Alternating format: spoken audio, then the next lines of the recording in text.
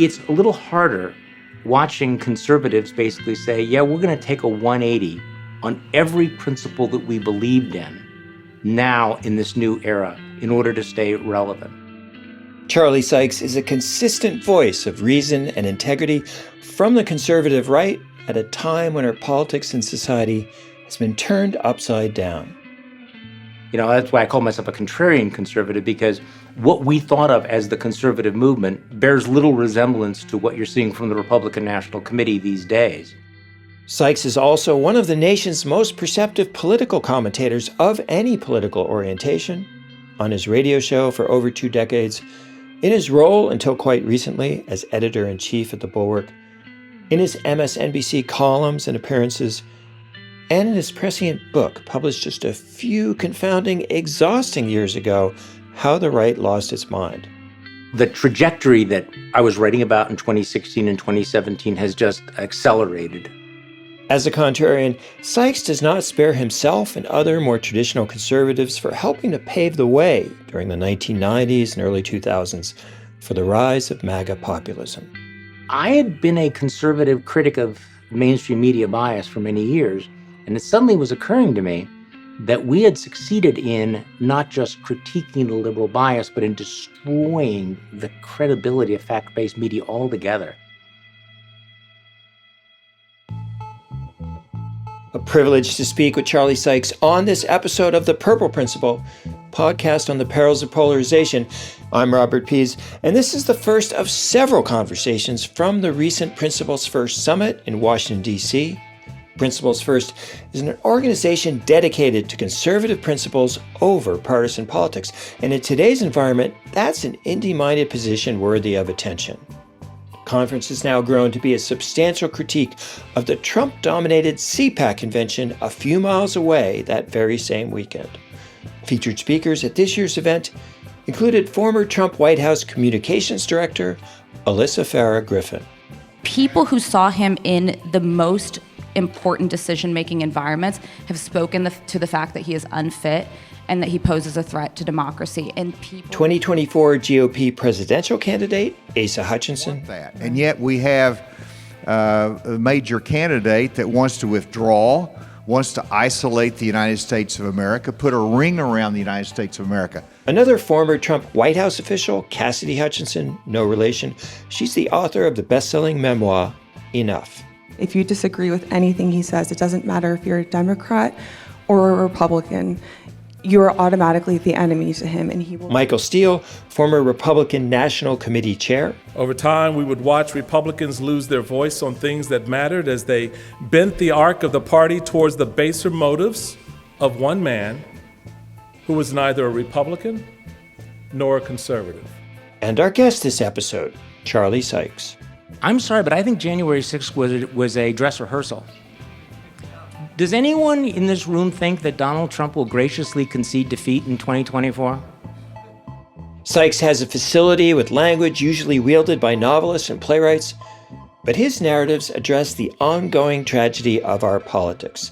And his book, How the Right Lost Its Mind, that remains as perceptive today as at its first printing, 9 months after Donald Trump took the oath of office.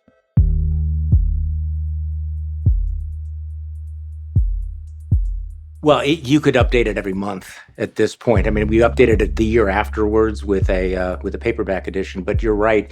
The trajectory that I was writing about in 2016 and 2017 has just accelerated, I think. I wasn't necessarily hopeful when I wrote that book, but I think in reality it's turned out to be worse than I would have expected. But you can kind of see the directional arrow. Yes. So it's interesting. We had on the head writer of the show Veep in its final season, and they said one of the reasons why they shut down is because they could no longer satirize something that was moving faster than they were. That's really interesting to hear that, because that was one of my favorite shows. And I do think this is a very difficult era now to satirize, because whatever scriptwriter would come up with for a strange storyline, the reality is even worse than this. I mean, it's even over the top. You know, I think on a regular basis, I will sometimes think that if there was a showrunner meeting and somebody read the headlines from the last week to the other producers, somebody would say, you know, that's too over the top. That's just not plausible. But these are the times we live in. And the problem with that is that it leads to a certain numbness, it leads to a certain cynicism, and it Yeah. leads a lot of voters either to just sort of settle into their tribe or to check out altogether. Yeah. And I think that's one of the real problems we have now is the consequences of political exhaustion, where Yeah. you have so many people in the middle who are just disgusted by the atmosphere, they want no part of it, or just simply settle into whatever team they've decided to be on. And so they'll accept whatever narrative will bond them to that particular team. Yeah, so a broader question, really, for the whole 2000s, to some of us anyway, it feels like the press, the mainstream press, didn't really do a great job of reporting what these people were feeling, the people who were feeling left out of the conversation, who were feeling they weren't represented, who were watching income inequality grow. That's a factual thing. Right. Who were concerned about immigration, who were talking about border security. Well, that's right. And I do think that there are still blind spots like that. There used to be a joke in conservative circles that when the liberal media would write about conservatism, it would be like, gorillas in the mist. Who are these strange creatures and what do they believe? But yeah, it was, after 2016, it was as if the media discovered, well, wait, there are white blue collar workers in Michigan who do not feel privileged, who feel left out, that not all Republican voters actually are into a global economic agenda. And this came as a genuine surprise because in their circles, these were not the issues that were being talked about. And I was very much part of the conservative movement, would go to, conservative think tank conferences and everything. And in retrospect, you think about how alienated the intellectual and political elites of the Republican Party became from the voting base. You increasingly were becoming the Walmart Party that was still pretending it was the country club party. And something had to give sooner or later. Yeah, so to your credit, you have written in this book and in many appearances and columns talked about how the conservative movement lost its way and how a lot of people have been apologists or enablers or facilitators, and that's still happening even now. So is it not difficult to hold on to your position, to your hope as a contrarian conservative at this moment? Yes and no. It's not hard not to go along with the crazy, not to see that, okay, now conservatives who are claiming that they admire Vladimir Putin, that's not a difficult one to say, no, I'm sorry, you've taken a terribly wrong turn there. Yeah. But on the other hand, you do have to ask hard questions about what does it mean to be a conservative? And I think, part of the shock was to realize how thin a layer what we thought of as conservative ideas were to the actual conservative movement. Well, we've had some people on the show who've been fairly prominent Trump critics, and it just seems like it's very difficult to be a critic and stay in the conversation. If you're Jeff Flake, if you're Ben Sass, if you're Adam Kinzinger, if you're any of these people who take on full-throated criticism, you're marginalized. And if you're an apologist, you're not helping. Is there anyone who's threading that needle, who is able to push back, but also stay in the conversation? Well, we're on a Hinge moment to answer that question, because you're right. The people most prominently who have broken with Donald Trump are not just marginalized, they are excommunicated, they are vilified.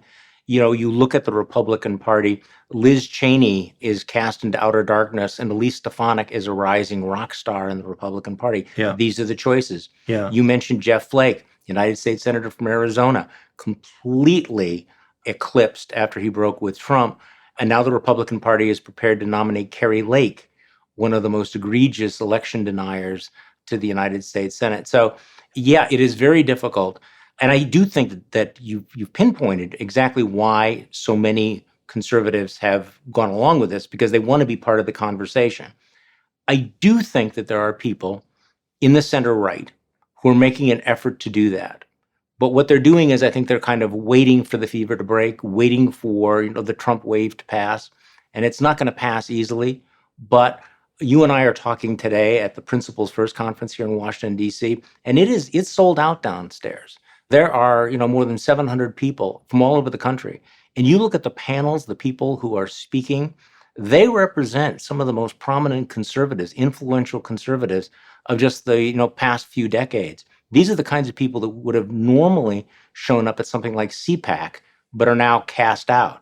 So we don't know the answer to the question. It's, to be part of the conversation. There are going to be many conversations. So do you think, in a sense, Nikki Haley was able to thread that needle? She did stay in the conversation longer than we might have thought. Okay, so this is interesting because, yes, Nikki Haley threaded the needle in a way that Chris Christie didn't, and she was staying relevant and had to say some things in order to say, I'm still a conservative Republican. And that antagonized and alienated some people on the left, but it's the reason why she was the last person standing.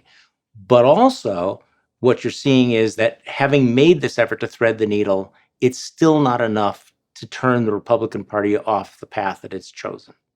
Or at least its primary voters. Its primary voters. Yeah. So in my hometown of Milwaukee later this year, they're going to have the Republican National Convention, which will be a Trumpfest. Yeah. And the question is, what portion of the delegates there will be representing the kind of conservatism that Nikki Haley was trying to represent? Because Nikki Haley, and I told a reporter earlier this week, when I listen to Nikki Haley, my reaction is that she's giving the perfect Republican speech for 2011, or maybe even 2015. But the world has changed. Yeah. So she represents a view of the world that is more in line with what Republicans were during the era of Reagan. So we're testing the proposition. The people who are the internationalists, the Nikki Haleys, the people who do not want to embrace Vladimir Putin, who do not want to abandon Ukraine, they are an endangered species in the Republican Party, but they are not extinct yet.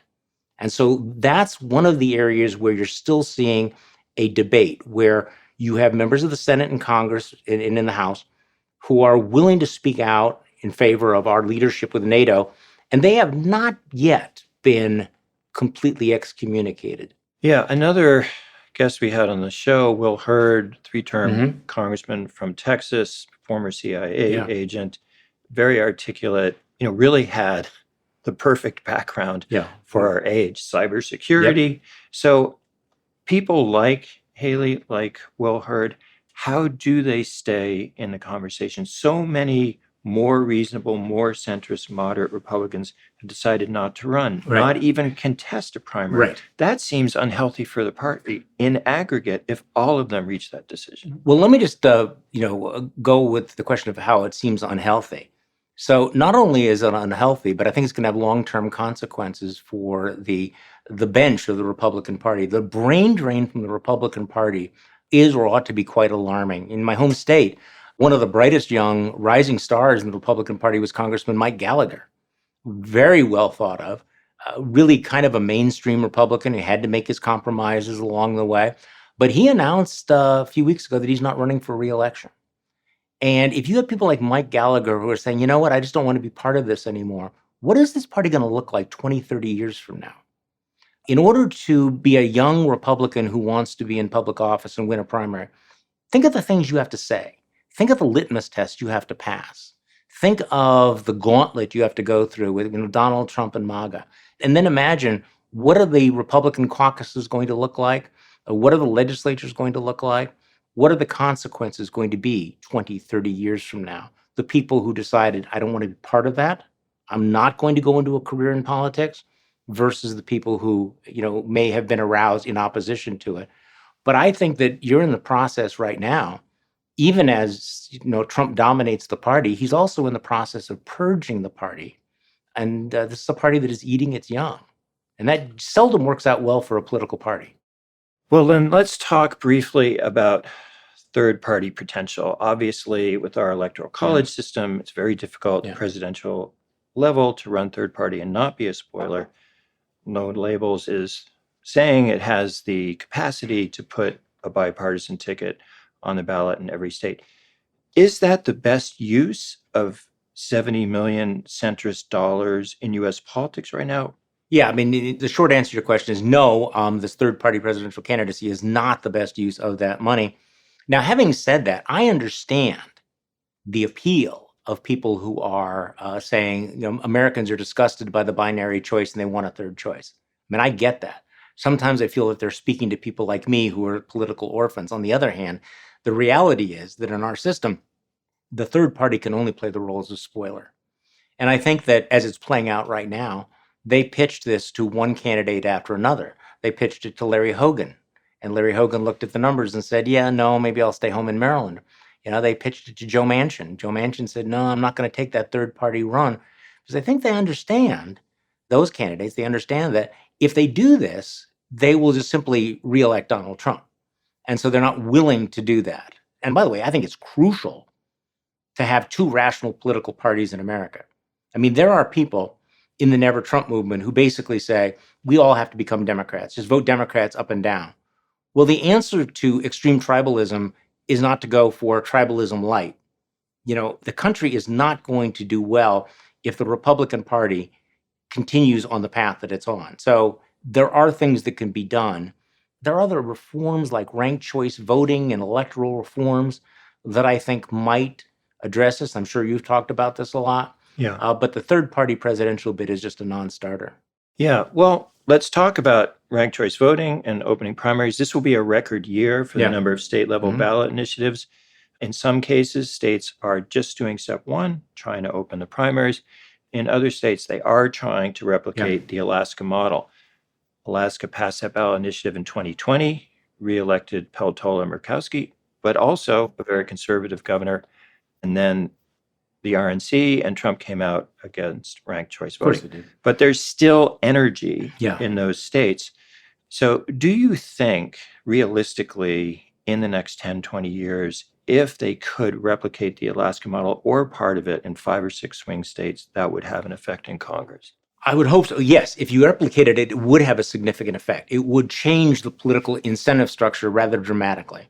Will this actually happen? I don't know. But I do think there ought to be more energy behind that. My problem is I try to wrestle with making that interesting, making that compelling. It's not exactly the kind of thing that is easily explained. And it's the kind of thing that is easily demagogued. And what I've noticed in the last several weeks, as you point out, is that Republicans and the right and the MAGA folks have decided they're coming out against this because they understand that the heart of their power is to be able to dominate partisan primaries, where they don't have to appeal to swing voters. They don't have to worry about anybody besides the base. And they like this. So, as they move from being a majoritarian movement to being hey, this is the formula for us to maintain power, they're going to be in opposition to these things.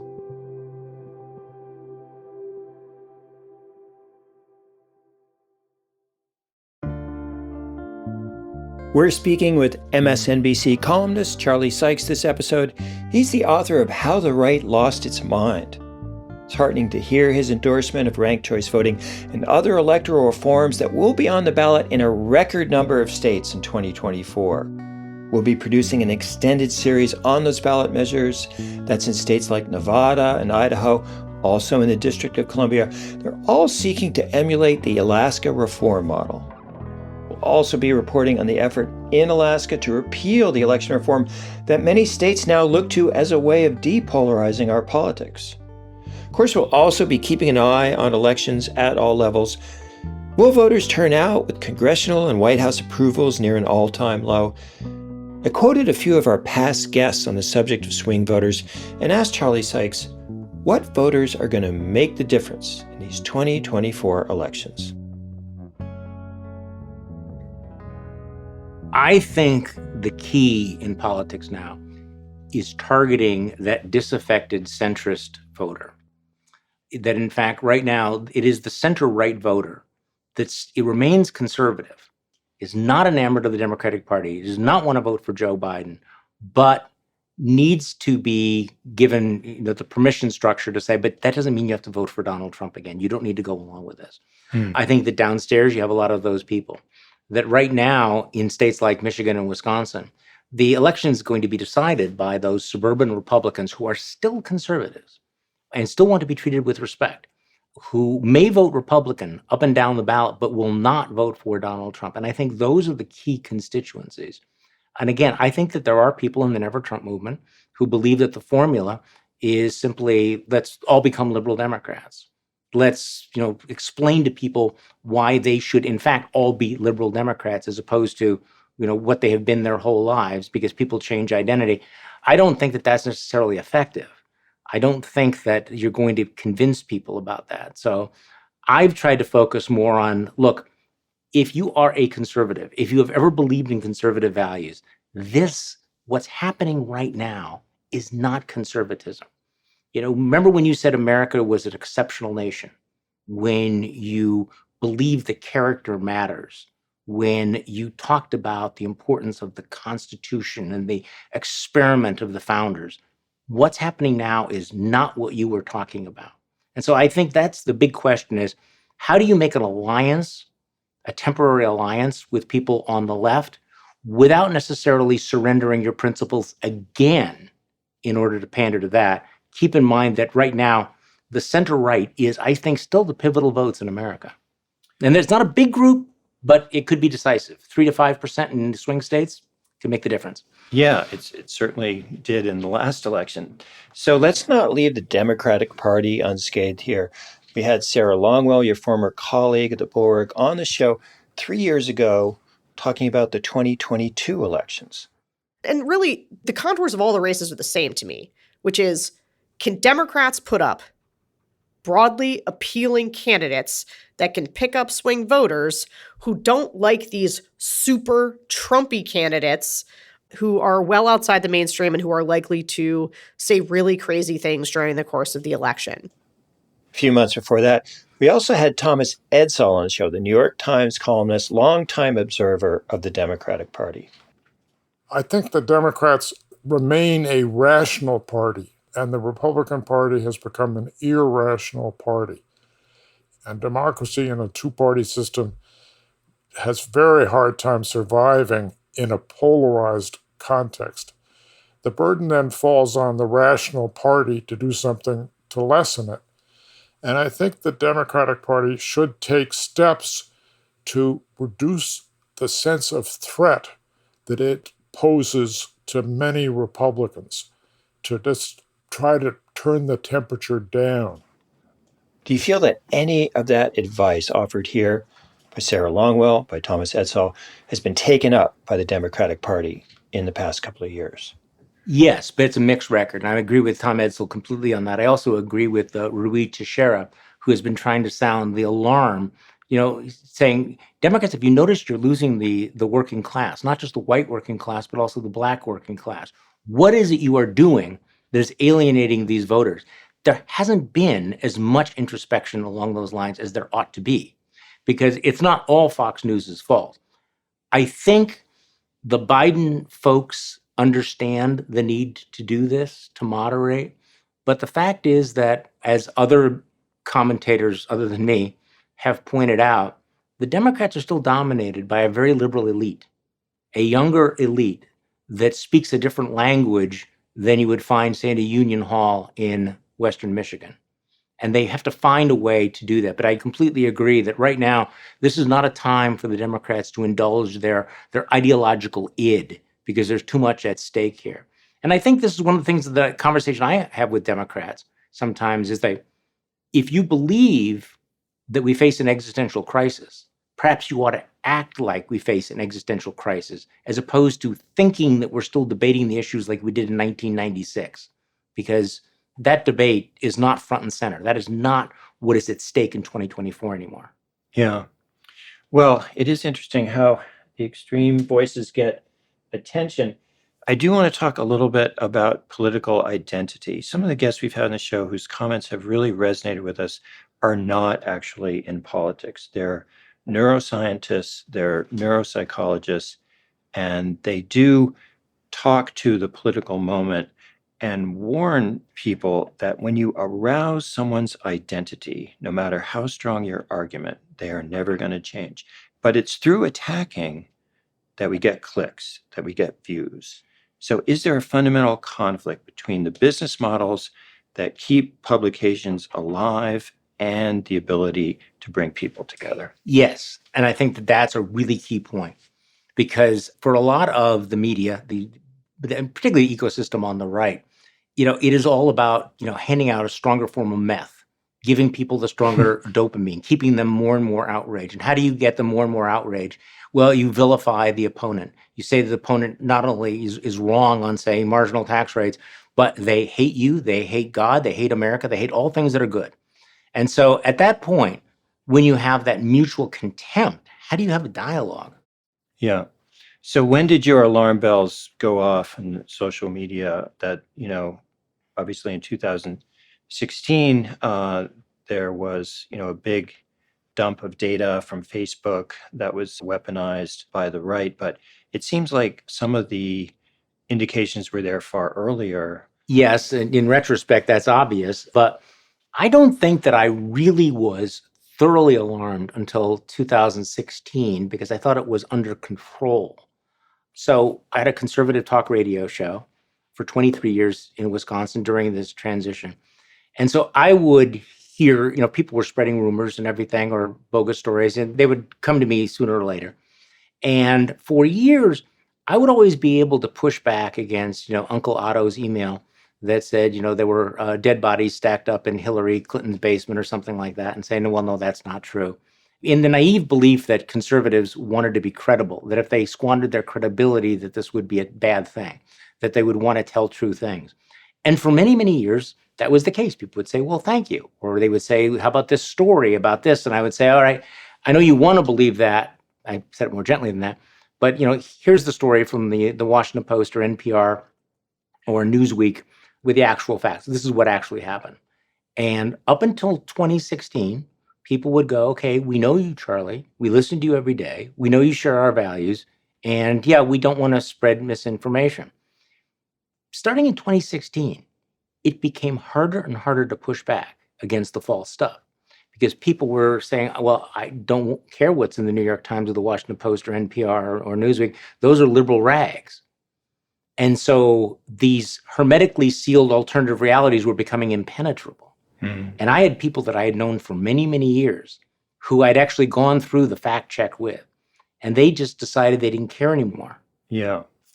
Well, what is next for you personally? I know you've stepped back from the bulwark. You're continuing to comment on MSNBC.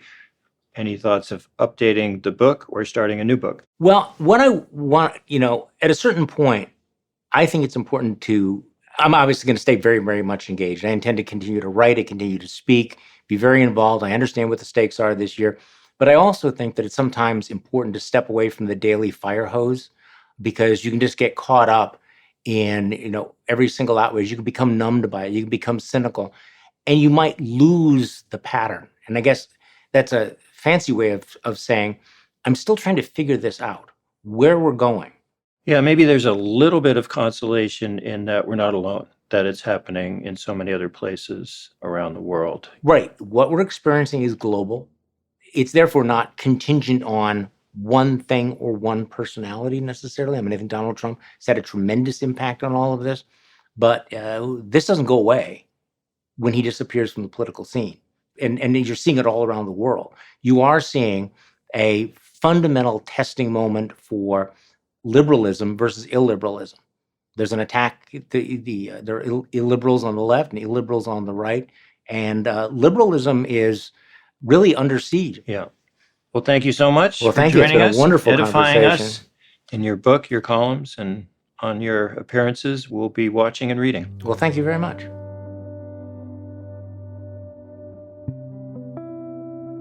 Liberalism under siege in the United States and many previously strong democracies around the world. And by liberalism, Charlie Sykes is of course referring to the philosophical foundations our country was founded on, meaning democratic governance, rule of law, freedom of speech and association, all of which seem in jeopardy. How did we get to this point? Charlie's book, How the Right Lost Its Mind, is a highly literate, unvarnished guide to that development, where the seeds were planted 50 years ago at the very fringes of right-wing media, but which have now become mainstream GOP orthodoxy. We'll hear more on this subject from two other major contrarian figures in today's GOP, Michael Steele, MSNBC host and commentator. He was the first African-American chair of the Republican National Committee back in 2009. And this is a very different space and time. Public service means nothing anymore here in this town. It's all about, owning the libs or getting the grift or shutting down the government or whatever. It's all theatrics. It's all performative. Yeah. It's not policy-based. And Asa Hutchinson, former cabinet official, two-term governor of Arkansas, and a recent candidate in the 2024 GOP primary race for president. Every story is about Donald Trump, either his court case, his criminal cases, the Supreme Court. There's just so much happening in his world that you have to say is newsworthy, but it dominates the news cycle. It's hard to get any other message out. Please join us for the conversation with these two principled country-over-party Republicans, Michael Steele and Asa Hutchinson, both of whom spoke at the Principles First Summit. And please visit our YouTube channel for video of this episode's featured guest, Charlie Sykes, and for recent and upcoming guests as well. We'd also love to get your feedback via our website, purpleprinciple.com, or through social media, where we've recently joined Mastodon, Post.News, and Blue Sky, in addition to the usual suspects. This podcast is very much a team effort. Kevin A. Klein, senior audio engineer, Alex Carreau, associate producer, Trevor Prophet, digital ops and strategy, Sarah Kim, research and fact-checking, Mary Claire Cogler, video production and editing. Purple Principle is a Fluent Knowledge production. Original music by Ryan Adair Rooney.